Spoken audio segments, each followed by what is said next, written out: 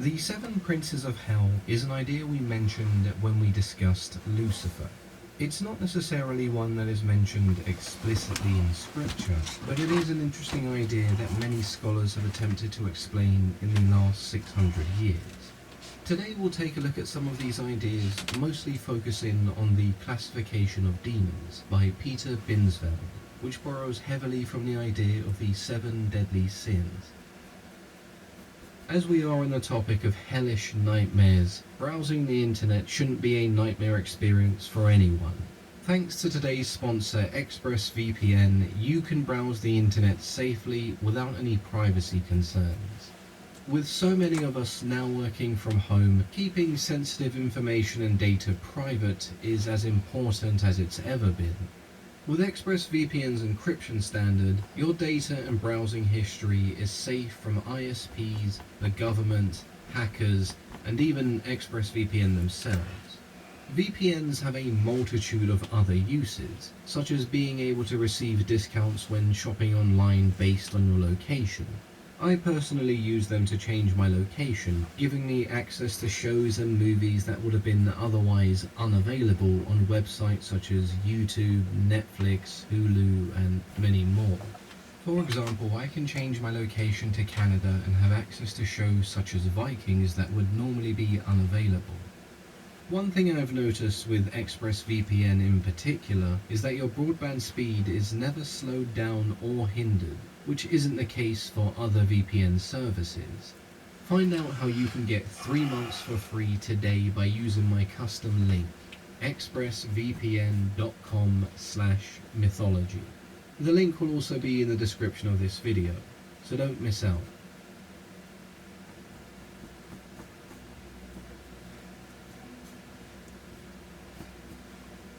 Peter Binsfeld was a German bishop and religious scholar born in Germany in 1540, or 1545 depending on varying sources. As a child, Peter was gifted enough to be sent to Rome to study. When he returned, he became a prominent figure in many anti-Protestant campaigns.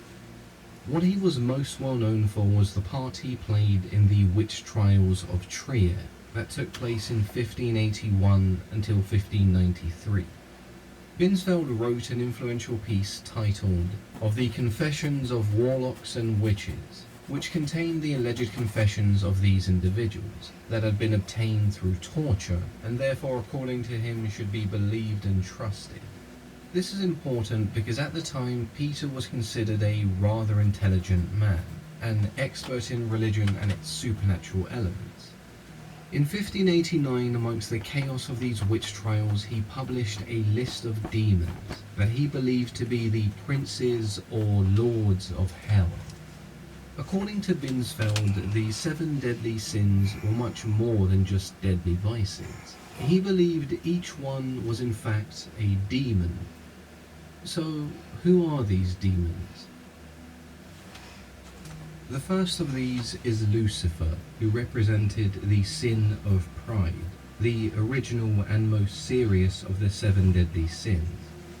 As there is an entire video devoted to Lucifer, I won't go into too much detail here, but in this regard Binsfeld is referring to Lucifer, the fallen angel.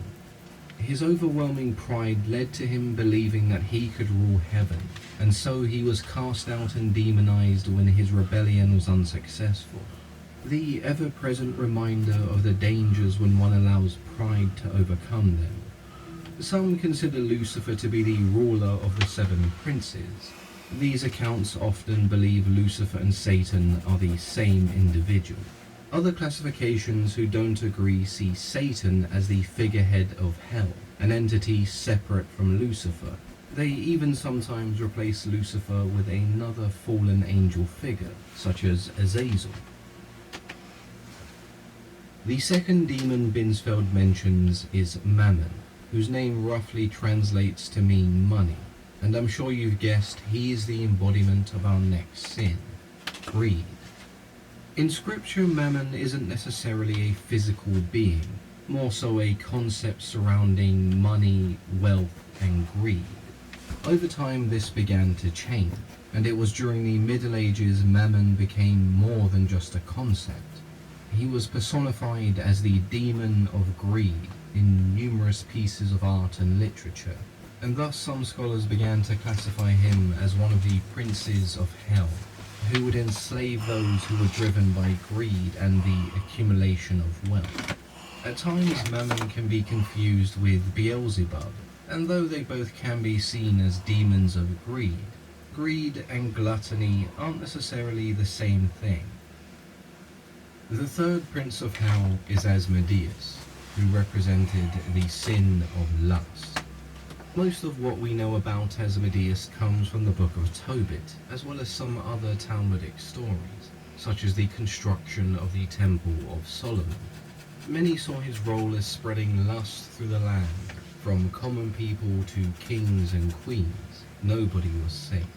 In the Book of Tobit, he fell in love with a woman named Sarah, and prevented her from marrying anyone else.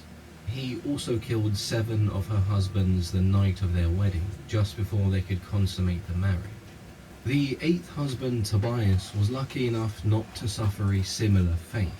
Following advice given to him by the Archangel Raphael, he was able to repel the demon. He placed a fish's heart and liver over some burning coals, and when Asmodius paid them a visit that evening, the smell caused him to flee, where he would later be bound by Raphael. In the Talmud and the Testament of Solomon, Asmodius has numerous encounters with Solomon, and there is a passage that mentions him marrying Lilith and taking her as his demon queen. His appearance can vary, but most of the time we see a part man, part animal hybrid. The Kabbalah explains this as him being a Cambion, a half-human, half-demon offspring, his mother a succubus, and his father King David. The 4th demon prince, according to Binsfeld, was Leviathan, which represented the sin of envy. This one may seem a little odd, as when most people think of the Leviathan, they think of an enormous sea monster, not exactly something you'd assume would be found in hell. It has dozens of interpretations and meanings across numerous religions, but this association with envy and the princes of hell that Binsfeld speaks of is a Christian concept. The Italian philosopher and Catholic priest Thomas Aquinas described it as a demon responsible for punishing those guilty of envy by swallowing them whole. Leviathan was also often seen as representing the gates of hell. In Anglo-Saxon art, the entrance to hell was seen as the gaping mouth of a monster, known as the Hellmouth, or the Jaws of Hell, with the Leviathan being seen as all sorts of creatures from a giant sea serpent to a large whale or even a crocodile. It's likely the creature's gaping maw was enough to influence this Anglo-Saxon motif. The 5th demon prince is Beelzebub, the Lord of Gluttony. Another name you may also see is the Lord of Flies or the Lord of Flies, which refers to his ability to, well, fly. Beelzebub is a figure who can be traced back through numerous civilizations and religions. In the Testament of Solomon, he is a fallen angel often associated with Lucifer. He doesn't necessarily have a particular domain, he just behaves in a generic demonesque manner, causing men to worship demons and turn on each other, succumb to lust, jealousy, and murder. Just an all-round troublemaker. The Dutch demonologist Johann Vier saw him as the chief lieutenant to Lucifer and integral to a successful revolt against the devil. John Milton also shared this view. In Paradise Lost, Beelzebub is a fallen angel who, along with Ashtaroth, is second only to Lucifer in terms of hierarchy. Why Binsfeld considers him the Lord of Gluttony is hard to say, as others equated him to false gods, pride, and envy. Demon Prince number 6 is undoubtedly the most well known. Satan, the Lord of Wrath.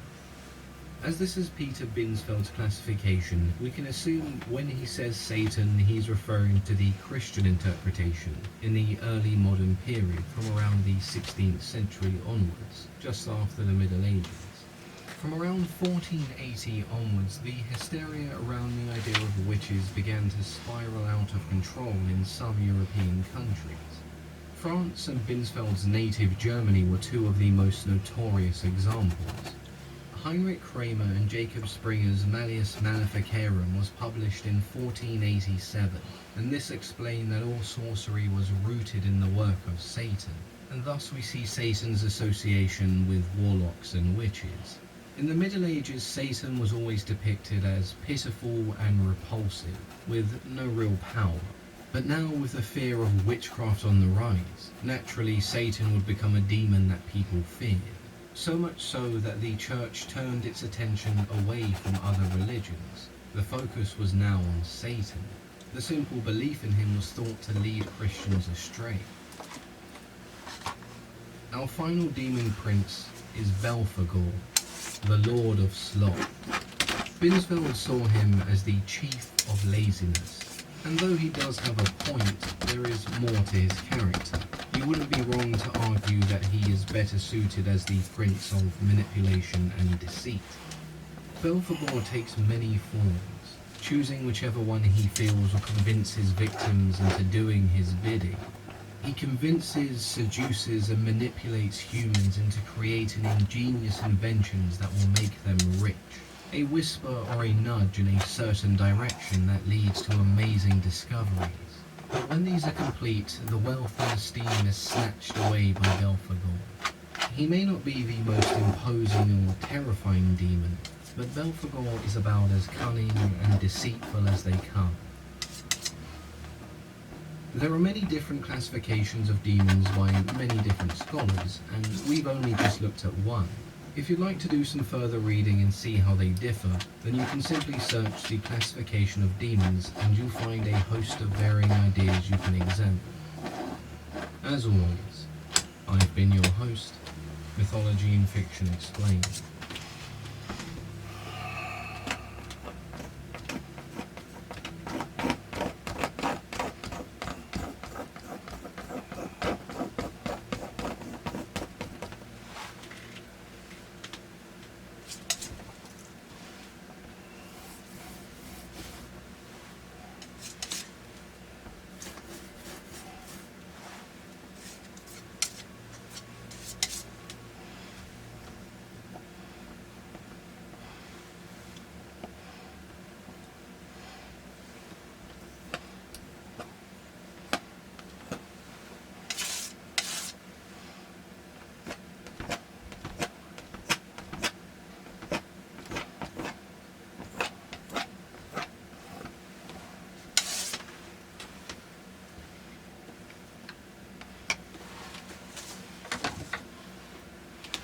There are many pieces of literature that tell the story of one's journey in the afterlife.